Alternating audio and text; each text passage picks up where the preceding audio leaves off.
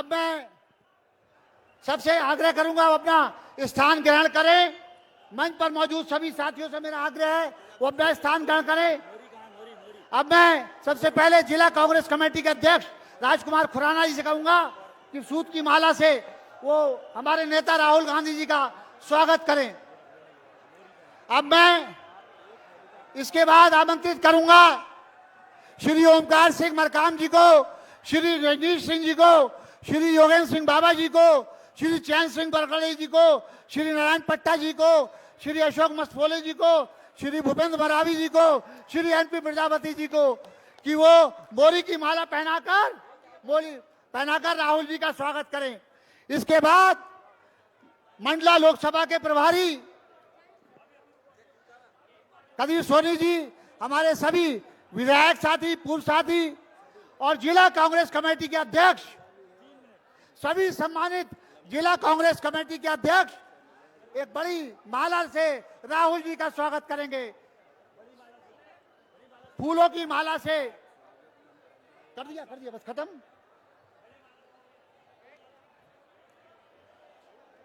बैठ जाएं। अब मैं आग्रह करूंगा जल्दी से फूलों की माला लाकर आप लोग कभी जाएं। जा रहे? हाँ, इसके हाँ।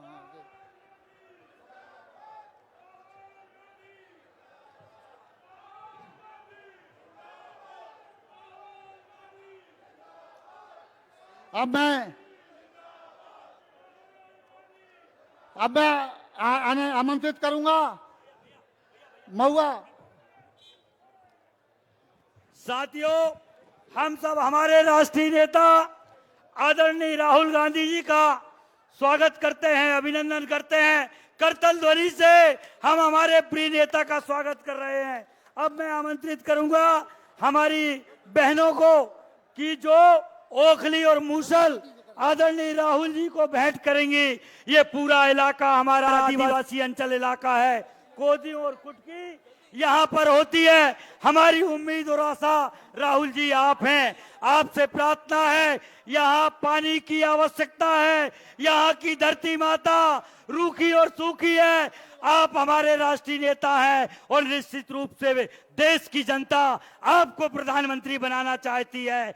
हम ये ओखली और मूसल हमारी बहनें, और इसमें से कुसुमबाई एक वो महिला है जिन्होंने आपकी माता श्रीमती सोनिया गांधी जी को हमारे ट्रेडिशनल चांदी के जेवर, जो यहाँ की हमारी संस्कृति है, करदोरा, पैजन, बाजूबंद, हंसली, हमेल, करण फूल, इससे आपकी माता जी का स्वागत जब वो तेंदुपत्ता बोनस बांटने के लिए लखनऊ आई थी तब दिया गया था। मैं आग्रह करूंगा रमेश उइके, गुलाब सिंह मरसकोले, धनीराम पंद्रे और मुकेश जैन जी को कि आप किसानों का प्रतीक हल, जिससे अन्नदाता किसानों की, मेरे साथियों, खेती होती है, हल हमारे पास में है, जमीन इस इलाके अंचल में है, पर सिंचाई के साधन नहीं है, पानी नहीं है। मैं हमारे आदिवासी भाइयों से आग्रह करूंगा, मुकेश जैन जी आप साथ में आए और ये हल आप हमारे नेता राहुल गांधी जी को भेंट करें। ये मेरा आपसे प्रार्थना और निवेदन है। अब मैं आमंत्रित करूंगा ओमकार सिंह मरकाम जी को। ओमकार सिंह मरकाम जी आए और स्वागत भाषण दें। भाई ओमकार सिंह मरकाम जी, उनसे मेरा अनुरोध है कि आए और स्वागत भाषण दें।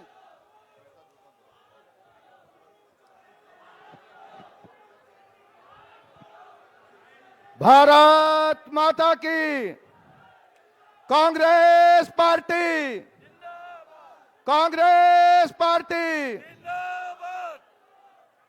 मंडला संसदीय क्षेत्र के पवित्र माटी धनौरा पे हमारे देश के नेता, देश की आजादी के लिए अपना जीवन देने वाले परिवार के विरासत हमारे आदिवासियों के प्रिय नेता, हमारे आदिवासियों के परिवार के मुखिया आदरणीय राहुल गांधी जी जोरदार तालियों के साथ हमारे राहुल जी का स्वागत करने का कष्ट करें। हमारे प्रदेश के अध्यक्ष आदरणीय जीतू पटवारी जी, नेता प्रतिपक्ष आदरणीय उमंग सिंघार जी, पूर्व नेता प्रतिपक्ष आदरणीय अजय सिंह राहुल भैया जी, पूर्व मंत्री आदरणीय अरुण यादव साहब, हमारे प्रभारी आदरणीय संजय कपूर साहब, आदरणीय मंडल के प्रभारी कादिर सोनी जी, हमारे लोकप्रिय विधायक आदरणीय रजनीश सिंह जी, आदरणीय नारायण सिंह पट्टा जी, आदरणीय योगेंद्र सिंह बाबा जी और फग्गन सिंह को पटकने वाला विधायक आदरणीय चैन सिंह वरकड़े जी, जिला कांग्रेस के हमारे अध्यक्ष आदरणीय खुराना जी तिवारी जी, आदरणीय अशोक पटवार जी, आदरणीय नरेंद्र जी, पूर्व विधायक और विधानसभा के अध्यक्ष आदरणीय प्रजापति जी, आदरणीय डॉक्टर साहब, आदरणीय मरावी जी, संजय उइके साहब, आदरणीय राजकुमार जी उपस्थित, हमारे कांग्रेस के वरिष्ठ नेतागण और गांव-गांव से आए हुए हमारे सम्मानीय कांग्रेस के जाबाज सिपाहियों और कांग्रेस के हमारे नेतागण, साथियों, आज हमारे बीच में हमारे भविष्य के नेता और हमारे मां भारत के अखंडता संप्रभुता, हमारे मां भारत के मान सम्मान के लिए अपना जीवन समर्पित करने वाले नेता, जो आज श्रीमती स्वर्गीय इंदिरा जी के पद चिन्हों में चल रहे हैं, स्वर्गीय राजीव जी के पद चिन्हों में चल रहे हैं, ऐसे महान नेता हमारे बीच में उपस्थित है। साथियों, एक तरफ हमारे देश में डराने धमकाने वाला तानाशाह बैठा है, जो हमारे मां भारत की अमन चैन को स्वीकार नहीं करता, वो गरीबों का खून चूसने का काम कर रहा है, लोगों को डरा रहा है, धमका रहा है। ऐसे वक्त में हमारे नेता हमारे साथ राहुल जी खड़ा है और राहुल जी का सपना है कि इस देश में अमन चैन और भाईचारा हो। आज हमारे बीच में उपस्थित है। साथियों, आप सबके बीच में मैं बताना चाहता हूं कि हमारे नेता माननीय राहुल गांधी जी हमेशा इस देश की प्रगति और शांति चाहते हैं। वहीं पर एक तानाशाह हर तरह की हथकंडे अपना रहा है। मैं पूछना चाहता हूं कि इस तानाशाह जो वर्तमान में डरा रहा है, धमका रहा है, उसको हराने के लिए तैयार हो? आप सब बताओ, ये मोदी को हराने के लिए तैयार हो कि नहीं? तैयार हो कि नहीं? एक बार जोरदार हाथ उठा के बताओ, आप सब तैयार हो? माननीय राहुल जी, आपके बीच में हमारे करोड़ों कार्यकर्ता ये तानाशाह को हराने के लिए तैयार हैं, आपके साथ कदम से कदम चलने के लिए तैयार हैं।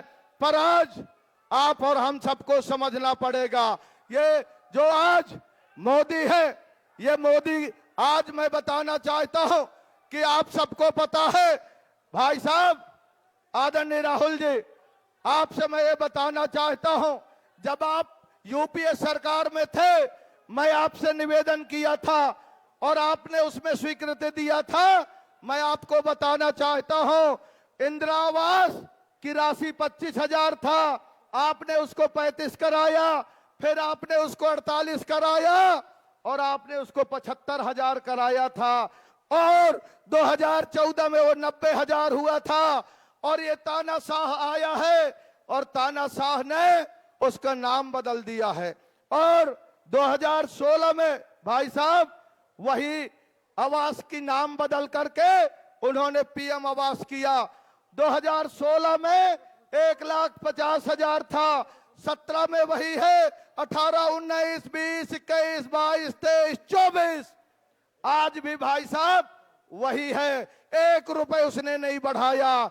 हमारा लोहा का कीमत चांदी से दुगना हो गया, सीमेंट का कीमत चना बेसन से दुगना हो गया, और रेता तो चावल से महंगा हो गया, पर 1 रुपया मोदी ने नहीं बढ़ाया है। और कहता है कि ये कहता है कि मैं तो प्रगति किया हूं। अरे मोदी जी सुन लो। अच्छा गांव के आदमी बताओ भाई, एक आम का पौधा लगाओगे तो तुरंत फलेगा? नहीं फलेगा। वो दूसरे दिन, तीसरे दिन, चौथे दिन, और जब आम लदलदा के फल गया तो लगाने वाले की जगह ये ठलुआ भाई जो कोई काम नहीं किए वो मालिक बन गए और कहते हैं कि देखे उस समय आम फल नहीं रहा था। मैं कहना चाहूंगा कि आज अगर कांग्रेस इस देश को आजाद न किया होता तो मोदी कहां से आए होते, ये मैं आपको बताना चाहता हूं। राहुल जी, आपकी कृपा से आपने मुझे मंत्री बनाया था, और मैं बताना चाहता हूं आज जो भाजपा का सांसद है वो 35 साल से है, 15 साल से मंत्री है, और आपका ओंकार मरकाम 15 महीने का मंत्री था। हर गांव में बर्तन पहुंचा है कि नहीं? हर गांव में मैंने बर्तन दिया। जन्म पे 50 किलो, 10 गात्र में 1 कुंटल चावल हमारे ठाकुर देव खेरो माई के लिए आस्थान योजना बनाया। आदिवासी दिवस में छुट्टी दिया, उसको भाजपा ने बंद कर दिया। ये राहुल जी की कृपा से मैंने किया था। और आज आप सबको मैं बताना चाहता हूं, ये फग्गन सिंह कुलस्ते कोई काम का नहीं है।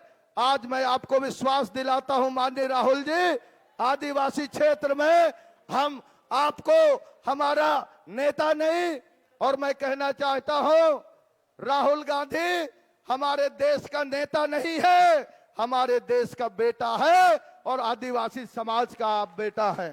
और जहां पर बेटा आगे बढ़ता है तो अपना मां की इज्जत बचाने के लिए कश्मीर से, कन्याकुमारी से कश्मीर तक चलता है और मणिपुर से बंबई तक चलता है। और आपको मैं बताना चाहता हूं कि आज हमारे नेता को आज हम विश्वास दिलाए। आप सब दोनों हाथ उठा के विश्वास दिलाओ कि मंडला संसदीय क्षेत्र राहुल जी आपके आने से आपको हम समर्पित कर रहे हैं और संसद में आप प्रधानमंत्री बन रहे हैं, हमें पूरा विश्वास है। राहुल जी आगे बढ़ो, हम आपके साथ हैं। पर माननीय राहुल जी, आपके प्रधानमंत्री बनने के बाद मंडला संसदीय क्षेत्र आपका सबसे प्रिय क्षेत्र होगा। और विकास के लिए भाइयों, राहुल जी से मैं गारंटी लेता हूं कि मंडला संसदीय क्षेत्र का विकास, सर्वांगीण विकास होगा, राहुल जी के सानिध्य में होगा, गांधी परिवार के सानिध्य में होगा। यही कहते हुए अपने शब्द को विराम देने से पहले एक शब्द कहना चाहता हूं। आज कसौटी की बेला है, आज कसौटी की बेला है। निकल पड़ो मैदान में, दाग ना कोई लग ना पाए कांग्रेस की शान में, दाग ना कोई लग ना पाए कांग्रेस की शान में। बहुत बहुत धन्यवाद। अब मैं आमंत्रित कर रहा हूं नेता प्रतिपक्ष मध्य प्रदेश भाई उमंग सिंघार जी को समय का ध्यान रखें और जल्दी से अपना उद्बोधन करें। हमारे कांग्रेस के वरिष्ठ नेता हमारे सम्मानित राहुल गांधी जी, सम्मानित प्रदेश अध्यक्ष जी, सम्मानित अजय सिंह जी, सम्मानित अरुण यादव जी, सम्मानित ओंकार जी, सम्मानित सभी विधायक, पूर्व विधायक, सम्मानित मंच, सम्मानित साथियों और दूर दूर से पधारे सभी नागरिक और मेरे आदिवासी भाई, सबको जय जोहार। जोहार। आपसे कहना चाहता हूं कि सरकार हमेशा जब से बनी है भारतीय जनता पार्टी की, प्रदेश पे सिर्फ कर्जे ले रही है। वो कर्जे ले रही है लेकिन आप तक पैसा नहीं पहुंच रहा है। लाडली बहना को इन्होंने कहा था कि 3,000 रुपए मिलेंगे। किसी लाडली बहना को 3,000 मिले? जोड़ो, नहीं मिले। लेकिन ये कर्ज हजारों करोड़ रुपए ले रहे हैं सिर्फ अपने बैनर लगाने के लिए, फोटो लगाने के लिए। गारंटी नहीं देना चाहते बहनों को, गारंटी नहीं देना चाहते इन किसानों को प्रदेश के जिनने वादा किया था कि हमें धान की खरीदी में हम एमएसपी देंगे, हम गेहूं की खरीदी में देंगे, लेकिन भारतीय जनता पार्टी चुनाव आ गए लोकसभा, मोदी जी आके चले गए जबलपुर, लेकिन उनकी तरफ से भी कोई बात नहीं आई। तो ये कैसी भारतीय जनता पार्टी सरकार है जो आपके वोट तो चाहती है लेकिन आपको गारंटी नहीं देना चाहती। आप किसान को बिल्कुल एक छोटा गरीब सम्मान राशि दे रही है, 5,000 रुपए केंद्र सरकार। 5,000 में किसी किसान का कैसे घर चलेगा? 12 महीने किसी किसान का घर चलेगा 5,000 में? नहीं चलेगा। तो साथियों, तो ये सिर्फ जुमले की सरकार है। मोहन यादव की सरकार अभी 7,500 अतिथि शिक्षकों को तनख्वाहें नहीं दी। 7,500 अतिथि शिक्षक पूरे प्रदेश के बेरोजगार होने वाले, उनको निकालने की तैयारी की जा रही है। तो मैं आपसे कहना चाहता हूं कि ये मंडला सेठ जो फग्गन सिंह कुलस्ते इतने समय से लोकसभा के यहां पर सांसद रहे, केंद्रीय मंत्री रहे, स्वास्थ्य मंत्री रहे, लेकिन आज भी मैं गारंटी से कह सकता हूं कि आज भी आपके डॉक्टर आपके गांव के अंदर नहीं है। ये फग्गन सिंह कुलस्ते जी है डॉक्टर नहीं है। तो मैं आपसे कहना चाहता हूं साथियों कि कुलस्ते जी, फग्गन सिंह कुलस्ते, मतलब फुग्गा अब इनका तो आपको फोड़ना है, जनता को तोड़ना है, तो अब अपने ओंकार भाई को जिताना है। यही मैं आपसे कहना चाहता हूं कि आप सब कांग्रेस को मजबूत करें, राहुल गांधी की हाथ मजबूत करें, और जो गारंटी आपको राहुल गांधी जी अभी मंच से देंगे वो कांग्रेस केंद्र सरकार जब बनेगी तो आपको पूरी गारंटी फुलफिल होगी। ये मैं आपको जवाबदारी से कहता हूं। जय हिंद, जय भारत। अब मैं आमंत्रित कर रहा हूं मध्य प्रदेश कांग्रेस कमेटी के सम्मानित अध्यक्ष भाई जीतू पटवारी जी को कि वो आए और अपना उद्बोधन दें। भाई जीतू पटवारी जी। कांग्रेस पार्टी, राहुल गांधी। भारत माता की, एक साथ एकजुट होकर भारत माता की। मंच पर हमारे बीच में एक ऐसा नेता जिन्होंने देश की एकता, अखंडता, प्यार, मोहब्बत, भाईचारे और इंसानियत की रक्षा के लिए कश्मीर से कन्याकुमारी से कश्मीर तक 4,000 किलोमीटर पैदल चले हैं। जरा जोरदार तालियों से उनका स्वागत करो सब मिलके। राहुल जी, ये एक ऐसी धरती है जिसमें एक आदिवासी भावना के साथ देशभक्ति भरीपूर्ण है। मैं आपको यहाँ स्वागत के साथ आश्वस्त करता हूं कि इस बार ये सीट जो पिछली 2 बार से 3 बार से चूक हुई, कांग्रेस पार्टी की झोली में आएगी। आएगी कि नहीं आएगी? जोर से बताओ। मैं इतना ही कह के अपना स्थान ग्रहण करता हूं। आदरणीय, अब मैं रंजीत जी से कहूंगा जो कोलारी के विधायक हैं वो राहुल जी को आमंत्रित करें। राहुल गांधी, कांग्रेस पार्टी। हम सबके बीच में एक ऐसे नेता जिनका एक रिश्ता और नाता परिवार के रूप में हमारे इस जिले से रहा है, चाहे आदरणीय इनकी दादी श्रीमती इंदिरा गांधी रही हो, चाहे श्रीमती सोनिया गांधी जी रही हो, और चाहे स्वयं राहुल गांधी जी रहे हो। हमेशा अपने सिवनी जिले में राहुल गांधी जी का आगमन हुआ है। त्याग, तपस्या, शहादत और बलिदान का ये प्रतिबिंब राहुल गांधी जी के रूप में यहाँ पर खड़ा हुआ है। मेरी राहुल जी आपसे प्रार्थना है, आपका पूरा गांधी परिवार सिवनी जिले आते जाते रहा है, आप भी आए हैं। यहाँ पर समुचित पानी के खेतों में पानी की व्यवस्था चाहिए। आप निश्चित रूप से आने वाले समय में इस भारत के प्रधानमंत्री के रूप में आप सत्तासीन होंगे। मैं सबकी ओर से राहुल जी का स्वागत करता हूं और उनसे प्रार्थना करता हूं कि अपना उद्बोधन जनमानस को प्रदान कर रहे हैं। आदरणीय राहुल जी। जीतू पटवारी जी, उमंग सिंघार जी, अरुण यादव जी, राकेश तिवारी जी, अजय सिंह जी, हमारे कैंडिडेट मरकाम जी, कांग्रेस पार्टी के एमएलएज, सीनियर नेता, पार्टी के प्यारे कार्यकर्ता, भाई और बहनों, प्रेस के हमारे मित्रों, आप सबका यहां बहुत बहुत स्वागत, नमस्कार। आप यहां दूर दूर से आए, मेरी बात सुनने आए, इसके लिए मैं आपको शुरुआत में ही धन्यवाद करता हूं।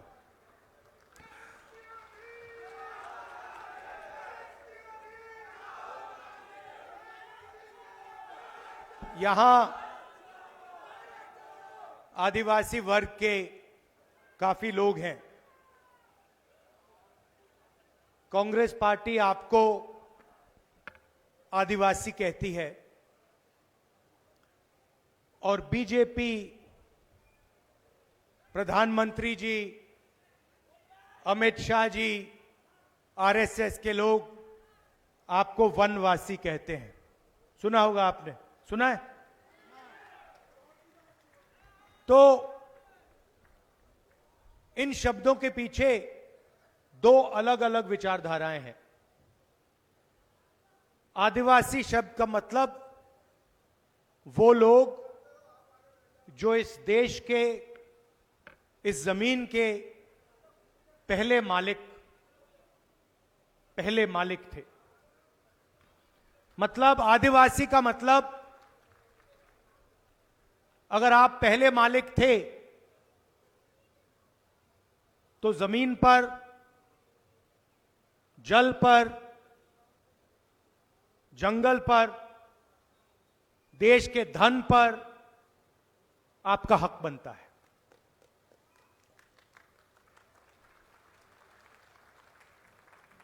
वनवासी का मतलब वो लोग जो जंगल में रहते हैं। वनवासी शब्द के पीछे एक विचारधारा है। सबसे पहले जो आपका इतिहास है, आपकी हिस्ट्री है, आपकी भाषाएं हैं, आपके जीने का तरीका है, उसको यह शब्द मिटाने की कोशिश करता है। दूसरा, जब हम वनवासी कहते हैं तो उसके अंदर यह छुपा हुआ है कि वनवासियों को ना जमीन का, ना जल का, ना जंगल का अधिकार मिलना चाहिए। क्योंकि वनवासी का मतलब आप जंगल में रहते हो, जंगल में आपको कैसे अधिकार मिलेगा? आदिवासी का मतलब आप ओरिजिनल मालिक हो, देश के पहले मालिक हो, और पहले मालिक का देश के धन पर, जल पर, जमीन पर, जंगल पर अधिकार बनता है। तो मैंने ये आपके सामने पहले बात रखी क्योंकि ये विचारधारा की लड़ाई है। देश में आपकी जगह कहां होनी चाहिए, उस बात की लड़ाई है। अब आप देखिए, छोटा सा आंकड़ा आपको देता हूं। आदिवासियों की आबादी देश में 8% है। मैंने आंकड़े निकाले, मैंने पता लगाया कि हिंदुस्तान की सबसे बड़ी कंपनियों में, उनके मालिकों में आदिवासी कितने हैं। सीनियर मैनेजमेंट में आदिवासी कितने हैं। आप हैरान होंगे कि अगर आप हिंदुस्तान की 200 सबसे बड़ी कंपनियों की लिस्ट निकालो, उनकी मालिकों की लिस्ट निकालो, उनकी सीनियर मैनेजमेंट की लिस्ट निकालो, आपको वहां एक आदिवासी नाम नहीं मिलेगा। ये हमारे, मैंने कहा, प्रेस के मित्र हैं, मीडिया की कंपनी की लिस्ट निकालो, बड़े बड़े जो पत्रकार हैं उनकी लिस्ट निकालो, टीवी पर एंकर हैं उनकी लिस्ट निकालो, और मुझे एक आदिवासी इनमें से दिखा दो। एक आदिवासी आपको ना मीडिया में, ना कॉर्पोरेट इंडिया में, ना किसी संस्था में मिलेगा। हिंदुस्तान की सरकार को 90 लोग चलाते हैं। कौन चलाते हैं? आईएएस अफसर चलाते हैं। सही? हिंदुस्तान का जो बजट है उसे ये 90 अफसर बांटते हैं। तो मैंने पता लगाया 90 अफसरों में से आदिवासी कितने? आप जानते हो? एक। 90 में से एक अफसर आदिवासी है। आपकी आबादी 8% है,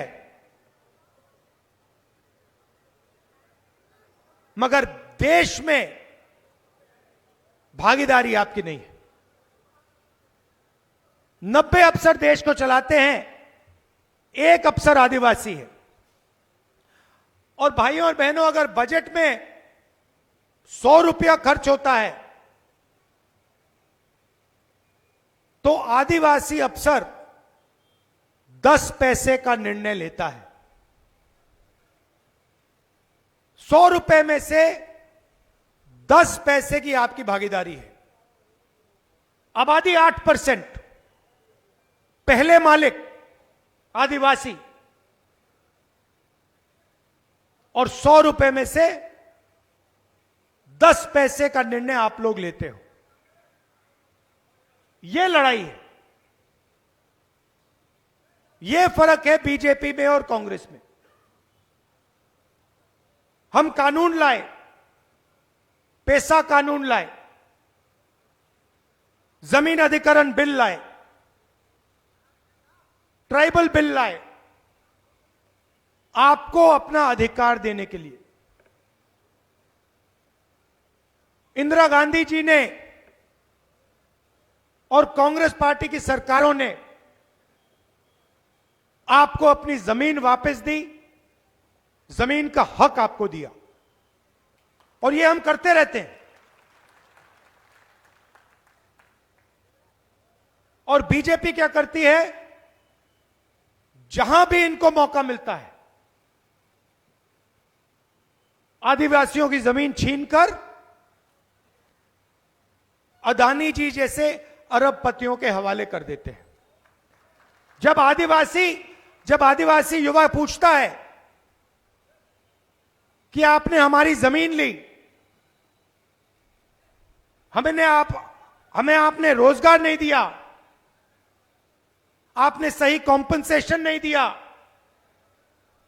आपने हमारी शिक्षा नहीं करवाई, बीजेपी के लोग आदिवासियों को पकड़ पकड़ कर जेल में डाल देते हैं। पता नहीं आपने वायरल वीडियो देखा या नहीं? बीजेपी का एक नेता मध्य प्रदेश में आदिवासी युवा के ऊपर पेशाब कर रहा था। देखा आपने? देखा ना? और वीडियो लेकर उस वीडियो को ये लोग वायरल कर रहे हैं।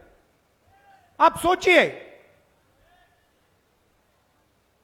पहले आदिवासी युवा पर पेशाब कर रहे हैं और फिर उसी वीडियो को पूरे हिंदुस्तान में फैला रहे हैं कि पूरे हिंदुस्तान को मालूम पड़े कि बीजेपी के नेता ने एक आदिवासी युवा पर, आदिवासियों के भविष्य पर पेशाब की है।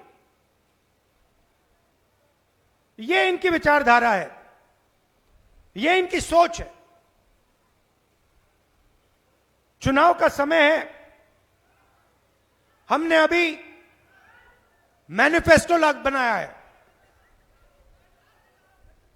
अगर आप मैनिफेस्टो को पढ़ेंगे तो उसमें हमने 3-4 क्रांतिकारी काम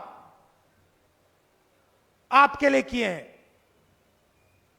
ऐसे काम किए हैं जिससे आपकी जिंदगी हमेशा के लिए बदल जाएगी। सबसे पहले हिंदुस्तान की जो गरीब लोग हैं, और उसमें बहुत सारे लोग आदिवासी हैं, दलित हैं, पिछड़े वर्ग के हैं, हर एक गरीब परिवार में, अच्छी तरह सुनिए मैं जो कह रहा हूं, हर एक गरीब परिवार को उसमें से हम एक महिला को चुनेंगे और उस महिला के बैंक अकाउंट में साल के 1,00,000 रुपए हम डालेंगे। हर महीने सीधा उस महिला के बैंक अकाउंट में हजारों रुपए जाएंगे। साल में हिंदुस्तान की सरकार हर गरीब परिवार को 1,00,000 रुपए बैंक अकाउंट में डायरेक्ट सीधा आपके बैंक अकाउंट में डालेगी। जो आशा और आंगनवाड़ी की महिलाएं हैं, उसमें भी आदिवासी हैं, पिछड़े वर्ग के लोग हैं, दलित हैं। उनको जो आज पैसा मिलता है, सरकार आने के एकदम बाद उस पैसे को हम दुगना कर देंगे, डबल कर देंगे। अब आदिवासी युवा, पिछड़े युवा, दलित, गरीब घर के युवा एक सवाल पूछते हैं। मैं 4,000 किलोमीटर चला, कन्याकुमारी से कश्मीर चला, और पूरे रास्ते युवाओं ने मुझे कहा, राहुल जी हमें रोजगार नहीं मिलता। मध्य प्रदेश में देश से सबसे ज्यादा बेरोजगारी है। नरेंद्र मोदी जी ने नोटबंदी की, गलत जीएसटी लागू की। जो छोटे बिजनेस वाले हैं, जो छोटी फैक्ट्रियां चलाते हैं, मिडिल साइज फैक्ट्रियां चलाते हैं, वो सब बंद हो गए। सिर्फ अदानी, अंबानी, ये अरबपति ये बचे हैं। तो रोजगार पैदा ही नहीं हो रहा। और पूरे देश में युवा एक ही सवाल पूछते हैं कि हमें रोजगार चाहिए। रोजगार कहां से मिलेगा, कैसे मिलेगा? आज मैं इस भाषण में आपको जवाब देने आया हूं। सबसे पहले हिंदुस्तान की सरकार में 30 लाख सरकारी वैकेंसीज हैं। 30 लाख सरकार के पास रोजगार है, जो बीजेपी के लोग आपको देते नहीं है। वो आपको कॉन्ट्रैक्ट पे काम देते हैं, आपसे मजदूरी करवाते हैं, मगर सरकारी नौकरी आपको नहीं देते।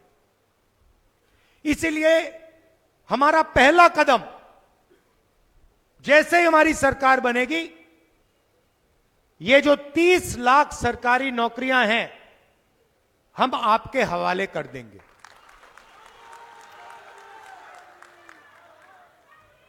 दूसरी बात,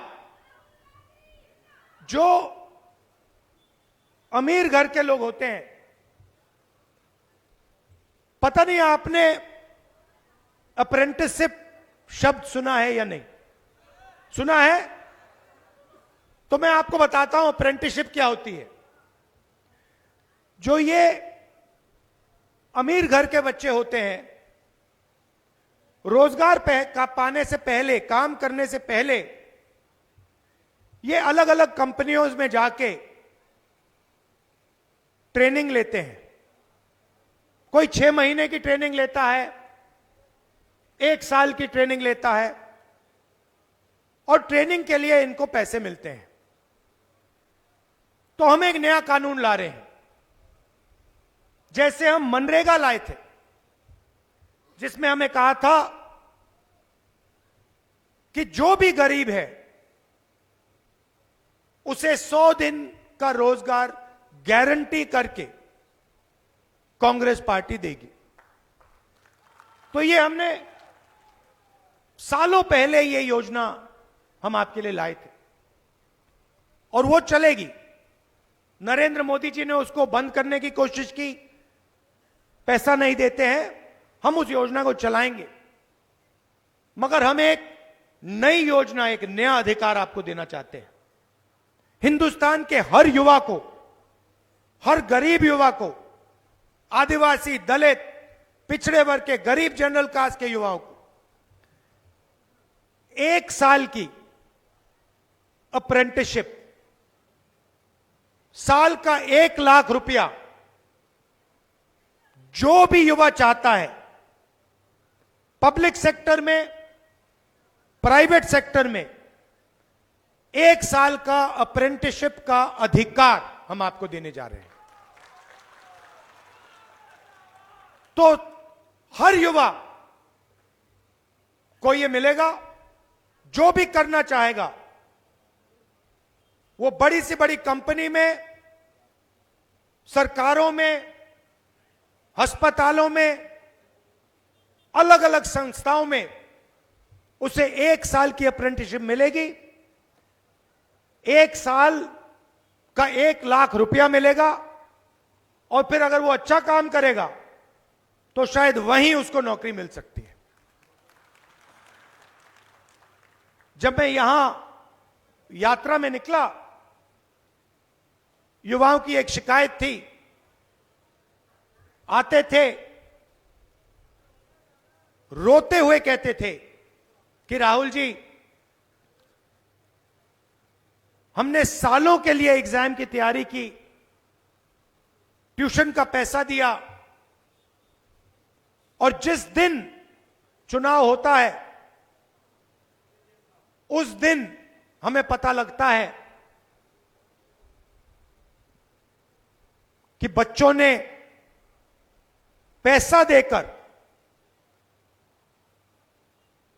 पेपर खरीद लिया। हम पढ़े, हमने मेहनत की, और फायदा किसको हुआ? जो पढ़ा नहीं, जिसने पैसे देकर पेपर खरीदा। ये आपकी शिकायत थी। तो युवाओं के लिए तीसरा काम, पेपर लीक के खिलाफ एक कानून, सख्त से सख्त कार्रवाई। और ये जो प्राइवेट कंपनियों से पेपर करवाए जाते हैं, चेकिंग की जाती है, सरकार बनते ही हम ये सारा का सारा बंद करवा देंगे। हमारे किसान भाई हैं, आपने देखा होगा नरेंद्र मोदी जी किसान बिल लाए, कानून लाए, और लाखों किसान सड़क पे उतर पड़े। पंजाब में, हरियाणा में, मध्य प्रदेश में, पूरे देश में किसानों ने कानून का विरोध किया। किसान क्या चाहता है? किसान सिर्फ क्या? सही दाम। किसान ये कहता है कि देखिए, मुझे कोई फ्री गिफ्ट नहीं चाहिए, मुझे आपसे कोई तोहफा नहीं चाहिए, मगर जो मैं उगाता हूं,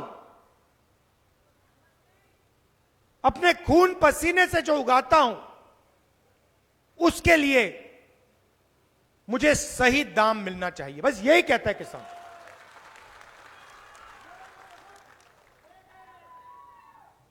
वो ही कहता, और कुछ नहीं कहता। और नरेंद्र मोदी की सरकार कहती है हम आपको सही दाम नहीं देंगे। अरबपतियों का 16 लाख करोड़ रुपया कर्जा माफ किया है, मगर किसानों का कर्जा माफ नहीं करते। और जब किसान एमएसपी मांगते हैं, मिनिमम सपोर्ट प्राइस मांगते हैं, तो पुलिस वाले उन पे गोली चलाते हैं। तो हमने मैनिफेस्टो में साफ कह दिया है, किसानों का कर्जा माफ होगा और कानूनी मिनिमम सपोर्ट प्राइस हिंदुस्तान के किसानों को मिलेगी और कानून के मुताबिक उनको सही दाम अनाज के लिए, धान के लिए दिया जाएगा। और आखिरी बात किसानों के लिए, ये जो नरेंद्र मोदी जी फसल बीमा योजना लाए हैं, आप पैसा भरते हो, सरकार का पैसा जाता है, आंधी तूफान आता है, फिर आपको बताया जाता है कि भैया आपको कॉम्पेंसेशन नहीं मिलेगा, और पूरा का पूरा पैसा 16 कंपनियों को जाता है। तो हम नई योजना लाएंगे और जो आपकी इंश्योरेंस की क्लेम होगी उसका पैसा हम आपको 30 दिन के अंदर दिलवा देंगे। तो ये हमारे वायदे हैं, और भी वायदे हैं, मगर ये हमारे सबसे बड़े वायदे हैं। अब थोड़ा सा मैं आदिवासियों के बारे में बोलना चाहता हूं कि हम आपके लिए क्या करने जा रहे हैं। सबसे पहले आपने सिक्स शेड्यूल सुना है? आप जानते हैं सिक्स शेड्यूल क्या है? मैं आपको बताता हूं। हिंदुस्तान में ऐसी जगहें हैं जहां पर छठे शेड्यूल का कानून होता है। उस कानून के मुताबिक जो लोकल सरकार होती है वो ही सारे के सारे निर्णय, वहां के निर्णय लोकल सरकार लेती है। तो हमने निर्णय लिया है कि आदिवासियों को दिल्ली से नहीं चलाया जाएगा, भोपाल से नहीं चलाया जाएगा, लोकल एरिया से आदिवासी अपने एरिया में अपनी लोकल सरकार चलाएंगे और जो उनको निर्णय लेना है वो लेंगे। यह है सिक्स शेड्यूल। और हमने निर्णय लिया है जहां भी देश में आदिवासियों की 50% से ज्यादा आबादी है, वहां पर सिक्स शेड्यूल हिंदुस्तान की सरकार लागू कर देगी कि आप लोकल एरिया में सारे के सारे निर्णय आप ही लो और आपको दिल्ली से, भोपाल से ऑर्डर लेने की कोई जरूरत ना पड़े। तो यह सिक्स शेड्यूल का मतलब है। और पूरे देश में हम 50%, जहां भी आबादी आपकी ज्यादा है 50% से, वहां पे हम सिक्स शेड्यूल लागू कर रहे हैं। जो SC, ST, OBC की स्कॉलरशिप है उसको हम दुगना करने जा रहे हैं। तो जितनी आज आपको स्कॉलरशिप मिलती है उससे डबल आपको सरकार आने के बाद मिलेगी। और आखिरी बात, शायद सबसे जरूरी बात, आपने देखा होगा कि जहां भी सरकारी नौकरियां होती हैं वहां पे आपको कॉन्ट्रैक्ट पे लिया जाता है। सही बात? मतलब आपको परमानेंट नौकरी नहीं दी जाती, आपको कॉन्ट्रैक्ट पर लिया जाता है और जब भी वो चाहते हैं आपको वो बाहर कर देते हैं, नौकरी से निकाल देते हैं। तो हमने निर्णय लिया है कि ये जो कॉन्ट्रैक्टलाइजेशन है, कॉन्ट्रैक्ट की जो नौकरियां हैं सरकार में, हम इनको पूरी की पूरी को बंद कर देंगे और आपको PSUs में, सरकार में कॉन्ट्रैक्ट से नहीं लिया जाएगा, मगर आपको परमानेंट नौकरी सरकार में और पब्लिक सेक्टर यूनिट्स में दी जाएगी। और जो भी आपकी फॉरेस्ट राइट्स की जो क्लेम्स हैं, वो सारी की सारी हम 1 साल के अंदर, जो आपकी जमीन के सवाल हैं, जो जमीन का हक है, वो सारा का सारा आपको हम 1 साल में दिलवा देंगे। तो ये हम आपके लिए करने जा रहे हैं। देखिए, चुनाव 2 विचारधाराओं का है। एक तरफ नरेंद्र मोदी हिंदुस्तान के 2-3 अरबपतियों के लिए काम करते हैं, दूसरी तरफ कांग्रेस पार्टी गरीबों के लिए, किसानों के लिए, मजदूरों के लिए, पिछड़े वर्ग के लोगों के लिए, आदिवासियों के लिए, दलितों के लिए काम करती है। लड़ाई इन दोनों के बीच में है। आप हैरान हो जाओगे, नरेंद्र मोदी जी के राज में 22 लोग हैं, अरबपति हैं, जिनके पास उतना ही धन है जितना हिंदुस्तान के 70 करोड़ लोगों के पास है। 22 लोगों के पास नरेंद्र मोदी जी ने 22 लोगों को इतना अमीर बना दिया कि अगर आप उनके धन को देखें तो उनके पास 22 लोगों के पास इतना धन है जितना 70 करोड़ हिंदुस्तानियों के पास है। शर्म की बात। और नरेंद्र मोदी जी ने आदिवासी युवाओं की शिक्षा के लिए कर्जा माफ नहीं किया, छोटे दुकानदारों का कर्जा माफ नहीं किया, किसानों का कर्जा माफ नहीं किया, मजदूरों का कर्जा माफ नहीं किया, मगर सबसे बड़े अरबपतियों का 16 लाख करोड़ रुपया कर्जा माफ किया है। अब आप कहोगे भाई 16 लाख करोड़ रुपए तो हमें समझ नहीं आ रहा, मुझे भी नहीं समझ आता कितना है, इतना बड़ा नंबर है। मैं आपको बताता हूं, मनरेगा को चलाने में 60,000 करोड़ रुपए लगते हैं। नरेंद्र मोदी जी ने 22 लोगों का इतना कर्जा माफ किया जितना मनरेगा को चलाने में 24 साल चलाने में लगता है। 24 साल का मनरेगा का पैसा इन्होंने 20-25 लोगों के लिए माफ कर दिया। आप बैंक में कर्जा लेने जाते हो, आपको बाहर कर देते, भगा देते हैं। और हिंदुस्तान के सबसे अमीर लोगों का 16 लाख करोड़ रुपया, मतलब 24 साल का मनरेगा का पैसा उन्होंने ऐसे ही माफ कर दिया। 2 हिंदुस्तान बन रहे हैं, एक अरबपतियों का, यहां पलायन होता है, यहां आपको रोजगार नहीं मिलता, आप जाते हो दिल्ली जाते हो, अमीर लोगों के घर में काम करते हो,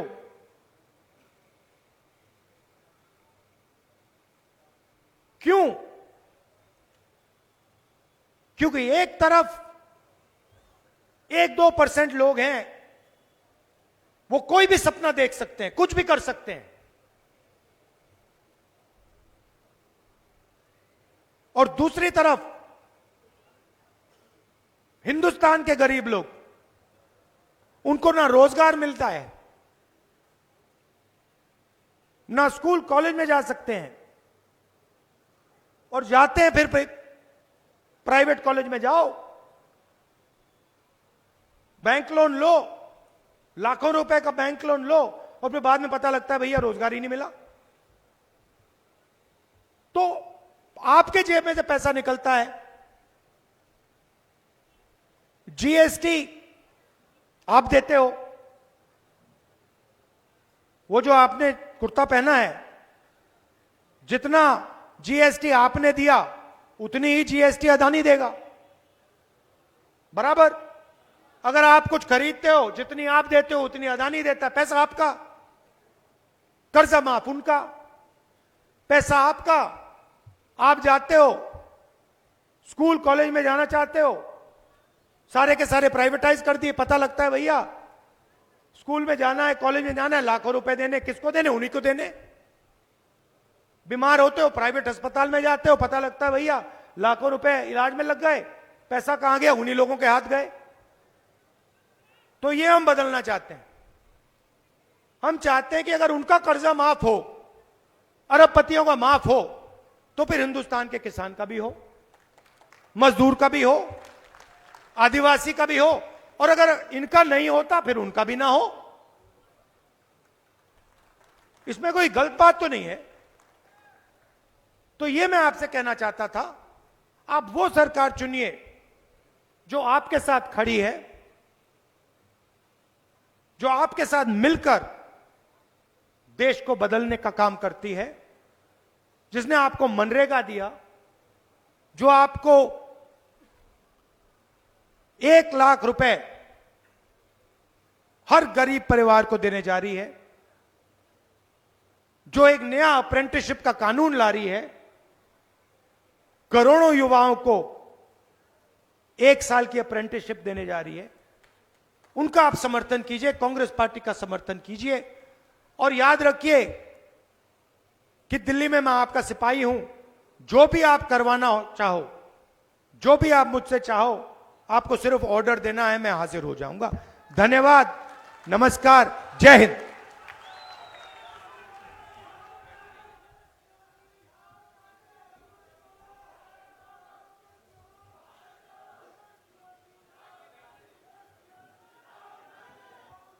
आदरणीय राहुल गांधी जी का उद्बोधन हमारे मंडला संसदीय क्षेत्र के सभी आए हुए साथियों ने सारगर्भित उद्बोधन सुना।